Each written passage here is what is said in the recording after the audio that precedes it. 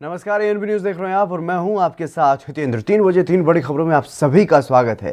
सबसे पहले रुख करेंगे जम्मू कश्मीर का। जम्मू कश्मीर से इस वक्त की बड़ी खबर सामने आ रही है। जम्मू कश्मीर में डीडीसी चुनाव के नतीजे आज घोषित किए जा रहे हैं और इस वक्त की ये बड़ी खबर आपको बता दें, बीजेपी और गुपकार गठबंधन में कांटे की टक्कर देखने को मिल रही है।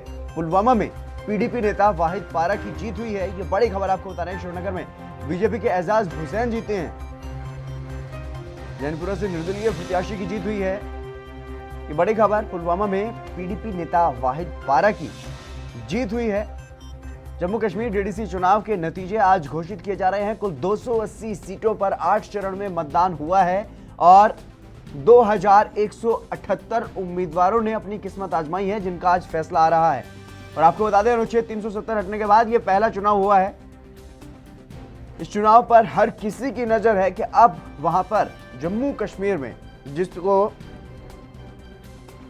पर काफी विवाद हुआ, काफी विवाद अभी भी बना हुआ है, हालांकि पीओके को लेकर के, लेकिन जिस तरीके से आप अनुच्छेद 370 वहां से हटाया गया और उसके बाद ये पहला चुनाव हुआ। इस चुनाव के नतीजे आज सामने आ रहे हैं। पुलवामा में पीडीपी के उम्मीदवार की और श्रीनगर में बीजेपी के उम्मीदवार की जीत हुई है।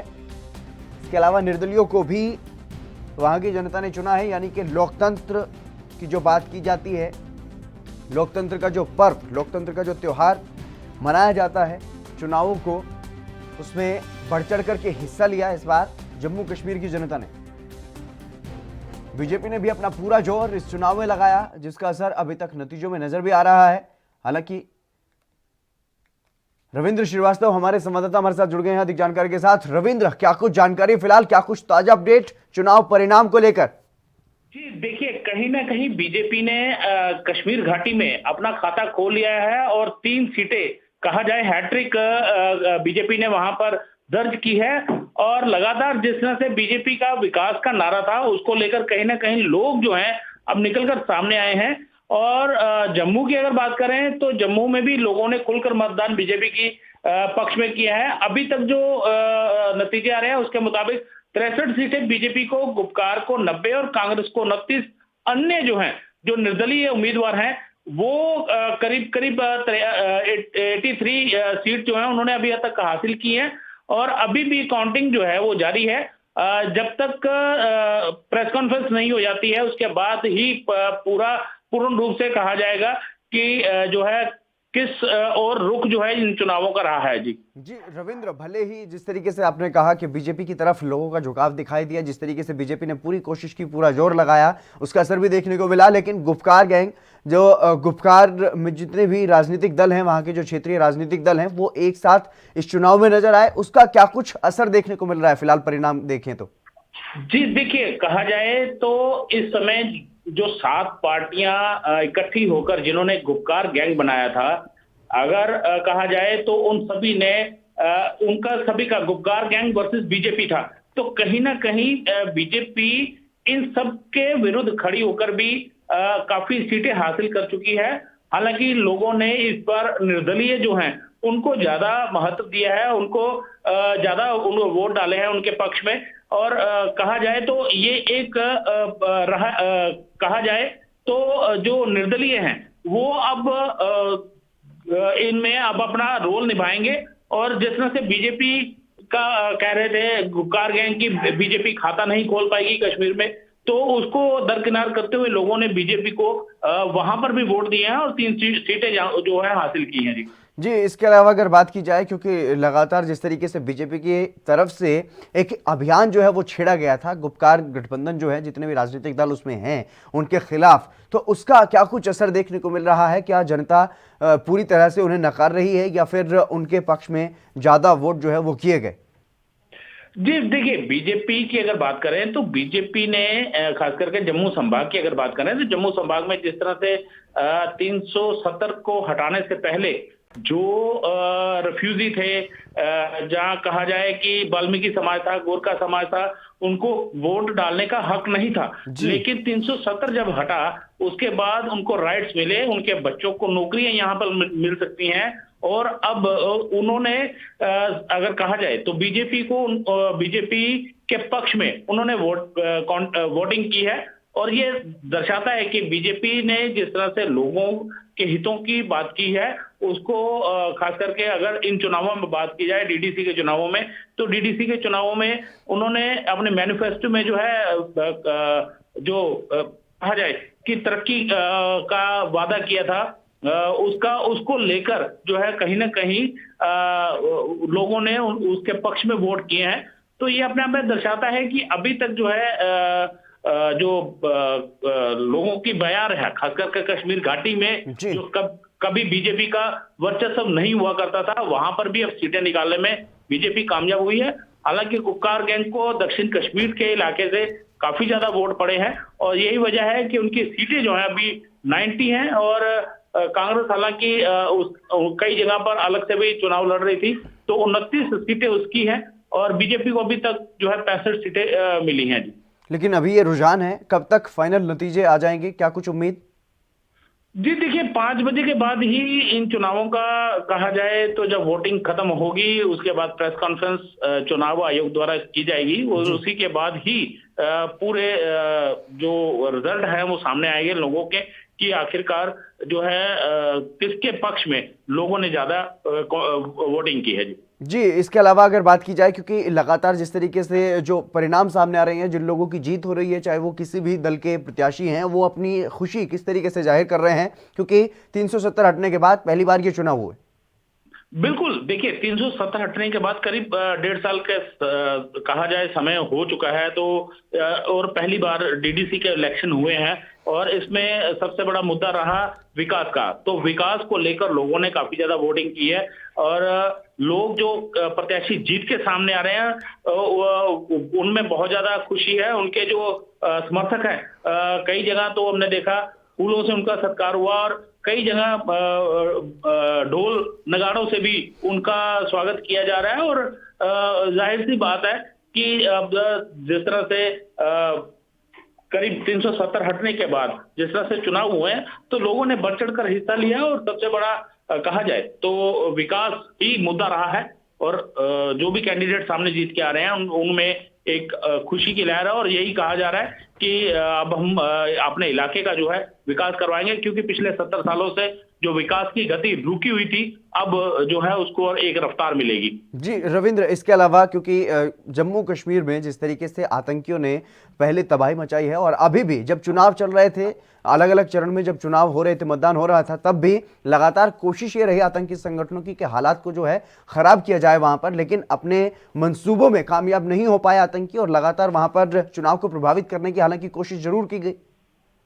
बिल्कुल, देखिए कहीं ना कहीं जिस तरह से पाकिस्तान के अंदर बैठा आतंकियों क्या कहें, वो अपनी नापाक हरकतों को अंजाम देने की फिराक में रहे हैं और कई बार कोशिशें भी जो हैं की गई हैं। नगरोटा में एनकाउंटर हुआ था जिसमें 4 जैश ए मोहम्मद के आतंकी जो हैं वो मारे गए थे, उनके पास से भारी मात्रा में हथियार और आरडीएक्स वगैरह मिला था और ये दर्शाता है कि पाकिस्तान में बैठे आईएसआई और सेना जो पाकिस्तान की है वो भी और आईएसआई आतंकियों के साथ मिलकर आतंकी फैक्ट्री चला रही हैं और लगातार घुसपैठ करवाने की कोशिशें उनकी रहती हैं और खास करके डीडीसी के इलेक्शनों में अगर बात की जाए तो यहाँ पर वो कहीं ना कहीं गड़बड़ फैलाने की फिराक में थी, लेकिन समय रहते सुरक्षा एजेंसियां जो है पूरी तरह से मुस्तैद हैं और इसी वजह से इन चुनावों में आतंकी जो है खलल नहीं डाल सके हैं। जी रविंद्र, अगर बात की जाए, क्योंकि लगातार जिस तरीके से चुनाव प्रचार में पूरा जोर लगाया गया, चाहे वो गुपकार गठबंधन की बात हो या फिर भारतीय जनता पार्टी की बात हो, लेकिन फिलहाल अगर बात की जाए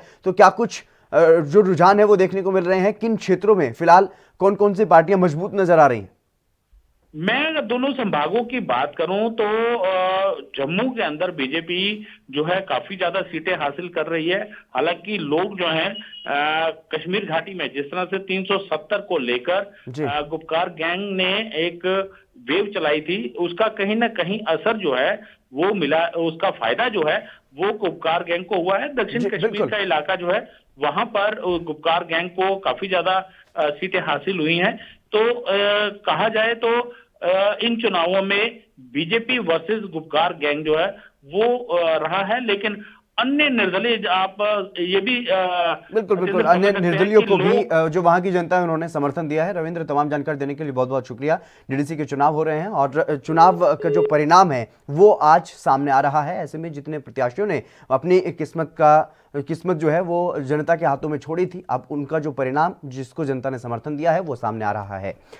चलिए बढ़ेंगे अगली खबर की तरफ। दिल्ली के उप मुख्यमंत्री मनीष सिसोदिया यूपी के लखनऊ पहुंचे हैं और योगी सरकार के मंत्री सिद्धार्थनाथ सिंह को यूपी और दिल्ली की शिक्षा मॉडल पर बहस के लिए ललकारा है। पत्रकारों से बातचीत के दौरान मनीष सिसोदिया ने कहा है कि वो दिल्ली और यूपी की शिक्षा मॉडल पर बहस करने के लिए आए हैं और उन्होंने ये भी कहा है कि बहस की चुनौती देने के बाद मंत्री सिद्धार्थनाथ सिंह को भागना नहीं चाहिए।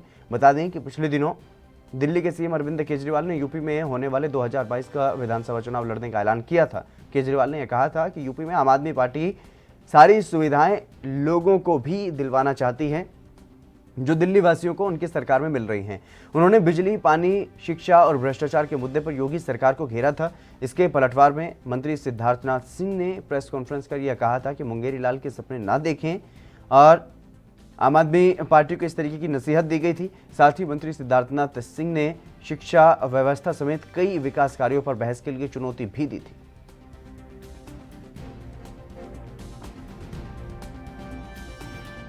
स्कूल अच्छे कर सके, अस्पताल अच्छे कर सके, बिजली सस्ती दे सके, पानी दे सके, रोजगार दे सके, किसानों के साथ न्याय कर सके। लेकिन पिछले 70 साल से बार बार लोग ठगे गए हैं। अरविंद केजरीवाल जी ने, दिल्ली के मुख्यमंत्री जी ने जब ऐलान किया कि आम आदमी पार्टी उत्तर प्रदेश में चुनाव लड़ेगी आगामी विधानसभा का, तो उसके बाद से मौजूदा भारतीय जनता पार्टी की सरकार एकदम बौखला गई और उनके नेताओं ने, योगी जी के मंत्रियों ने चुनौती देके कहा कि अरविंद केजरीवाल जी का दिल्ली में जो मॉडल है गवर्नेंस का 5 साल का और हमारा जो मॉडल है योगी जी का 5 साल का, उस पर वो खुली बहस के लिए तैयार हैं।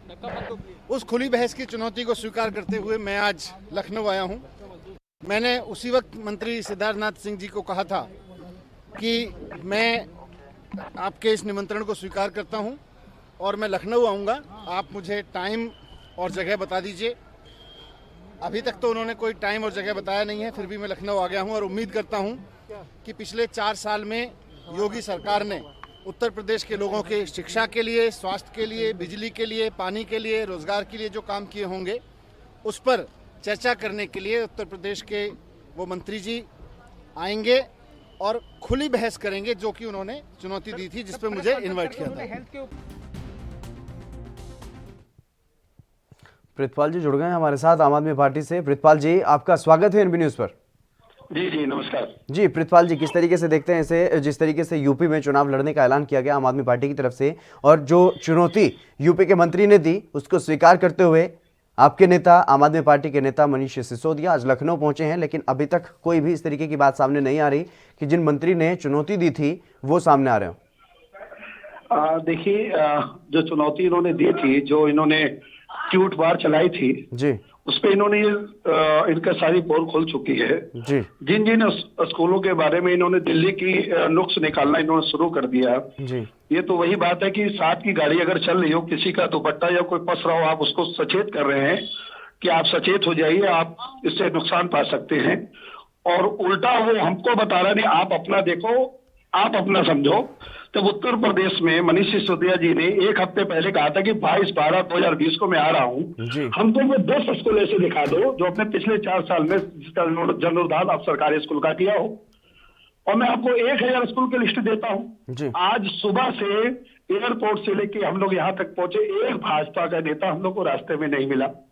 उल्टा पुलिस अवरोधक बन रही थी हम लोग के रास्ते में, जहां हम लोग बहुत शांति प्रिय से हम लोग चल रहे थे। उसके बाद भी पुलिस का जो रवैया था बहुत बहुत ही संदेहास्पद था कि उन्होंने कहीं पे भी हम लोग का सहयोग नहीं किया। जिसने चैलेंज कर बुलाया, जिसने कहा आओ आप हमारे वहां आके देखो, वो मेजबानी में दिखा ही नहीं हम लोगों को। जी प्रीतपाल जी चर्चा करेंगे इस मुद्दे पर, लेकिन फिलहाल वक्त एक छोटे से ब्रेक के बाद जल्द हाजिर होंगे।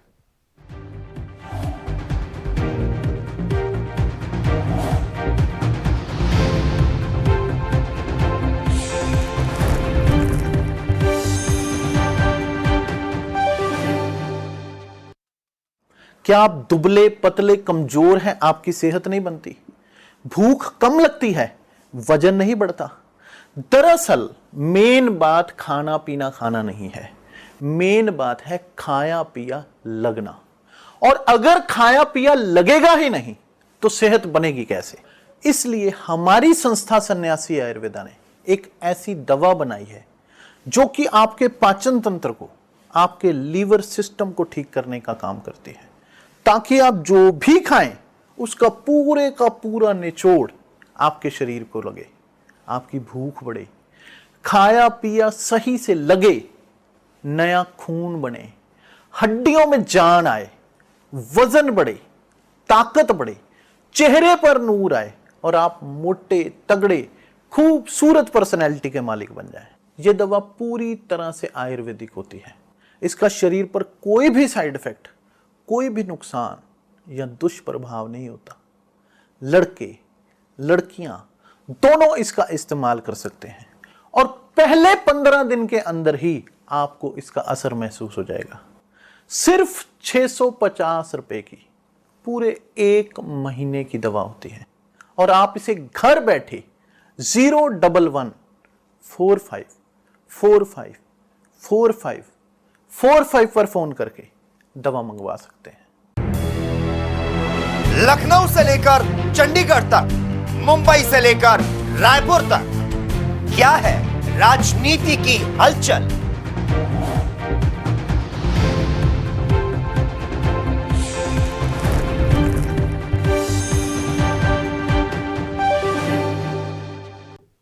ब्रेक के बाद एक बार फिर से आप सभी का स्वागत है। हम चर्चा कर रहे थे यूपी में गरमाई हुई सियासत पर। जिस तरीके से आम आदमी पार्टी ने चुनाव लड़ने का ऐलान किया है उत्तर प्रदेश में, उसके बाद जो रिएक्शन सामने आए भारतीय जनता पार्टी की तरफ से और जो चुनौती दी गई आम आदमी पार्टी के नेताओं को, उसको स्वीकार करते हुए मनीष सिसोदिया लखनऊ में पहुंचे हुए हैं और इससे अब सियासत जो है यूपी की वो और भी ज्यादा गर्मा गई है। प्रितपाल जी हमारे साथ लगातार बने हुए हैं आम आदमी पार्टी से। प्रितपाल जी, जिस तरीके से अब सियासत जो है वो गर्माती हुई नजर आ रही है उत्तर प्रदेश में, जिस तरीके से आपने दिल्ली में सरकार बनाई है, लगातार सरकार जो है दिल्ली में बन रही है और पंजाब में भी मुख्य विपक्षी दल हैं, तो क्या अब पार्टी का जो विस्तार करने के लिए जो रणनीति बनाई गई है उत्तर प्रदेश में चुनाव लड़ने की, तो वहां पर कितने सफल होते हुए आप दिखाई दे रहे हैं? क्योंकि जिस तरीके से चुनौती दी गई यूपी सरकार की तरफ से अभी तक तो कोई सामने आया नहीं, तो ऐसे में कहीं ना कहीं अब ये समझा जाए कि जो बीजेपी की सरकार है वो डर रही है या बौखला रही है आम आदमी पार्टी से।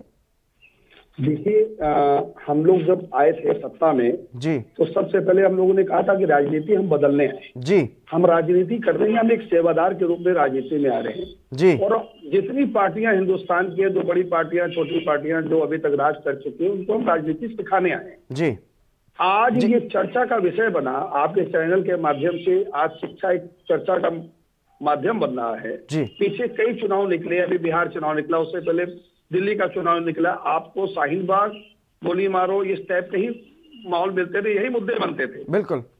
और ये अब शिक्षा को ये कहने तो लगे हैं कम से कम, आओ हमारे वहाँ उत्तर प्रदेश में देखो। बिल्कुल बिल्कुल, हम तो सुबह से खोज रहे, नहीं मिल रहा है। बिल्कुल। उमेश जी मेरे साथ जुड़ गए हैं। उमेश जी जुड़ गए हैं हमारे साथ भारतीय जनता पार्टी से। उमेश जी, आपका स्वागत है एनबी न्यूज पर। जी आपको जी। बहुत धन्यवाद। बहुत जी धन्यवाद। उमेश जी, जो चुनौती दी गई थी यूपी के शिक्षा मंत्री की तरफ से, उसको स्वीकार करते हुए मनीष सिसोदिया पहुंच गए हैं लखनऊ, लेकिन अभी तक कोई जवाब उन्हें नहीं मिला। कोई बातचीत के लिए जो निर्धारित कोई समय, कोई जगह कोई तय की गई हो, वो अभी तक उन्हें नहीं बताई गई। नहीं, तो ये मेरे नॉलेज में नहीं है कि कोई मंत्री ने चैलेंज किया। अगर किसी ने किया है तो उसको आना चाहिए, वो जगह बताया होगा। अगर वहां से माननीय सिसोदिया साहब आए हैं तो उनको जो है उनको पता होगा कि उनको कहाँ चैलेंज कहाँ किया गया है, किस जगह पे, कौन सी जगह पे मिलना है, उसको वही जान सकते हैं। इसके बारे में मेरे बारे में जानकारी नहीं है उमेश जी। जी उमेश जी, आपके मंत्री क्या कहते हैं? क्या आपको इस बारे में भी जानकारी नहीं है?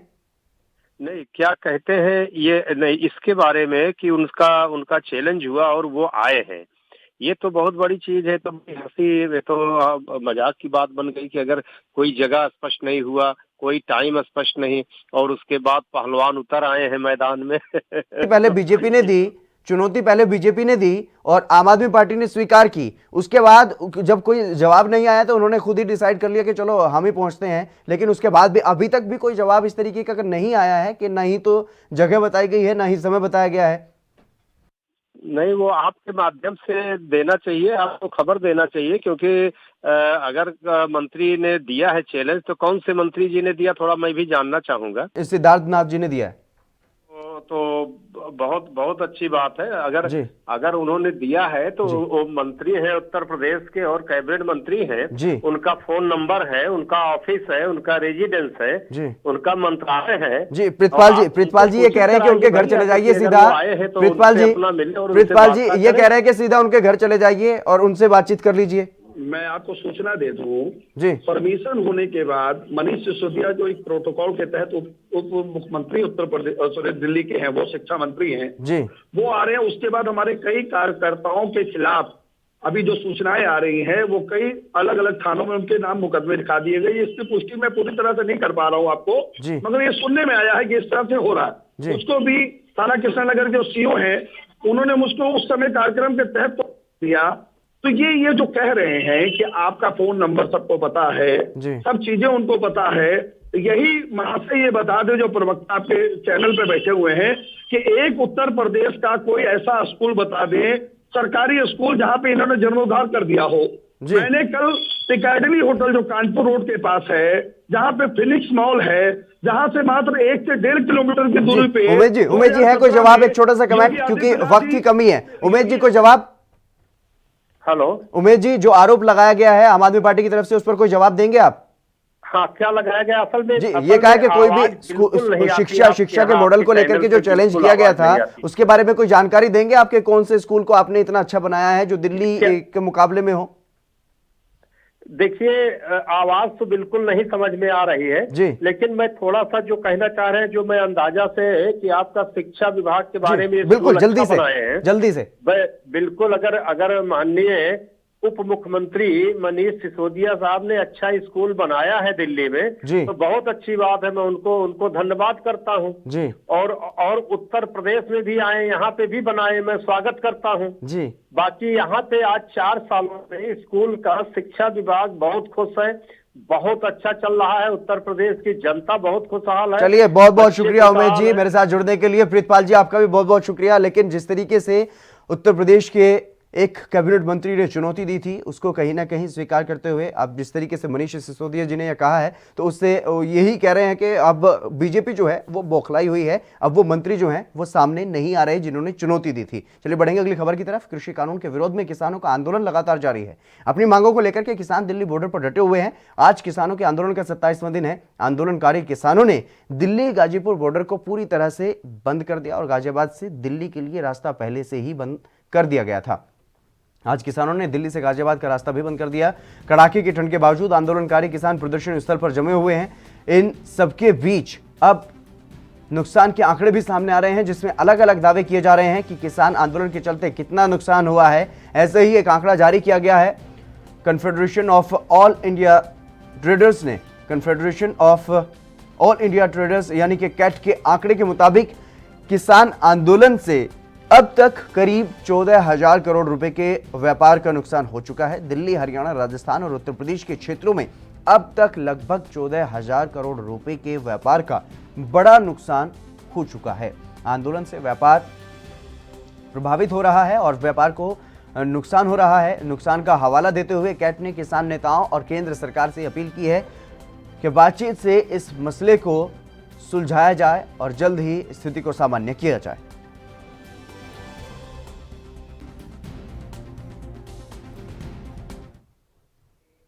राजीव तिवारी हमारे संवाददाता दिल्ली से हमारे साथ जुड़ गए हैं। राजीव, क्या कुछ जानकारी है फिलहाल किस तरीके से जो आंदोलन है उसको आगे बढ़ाया जा रहा है और जो नुकसान की जो बात सामने आ रही है, व्यापार को काफी नुकसान हो रहा है किसान आंदोलन की वजह से?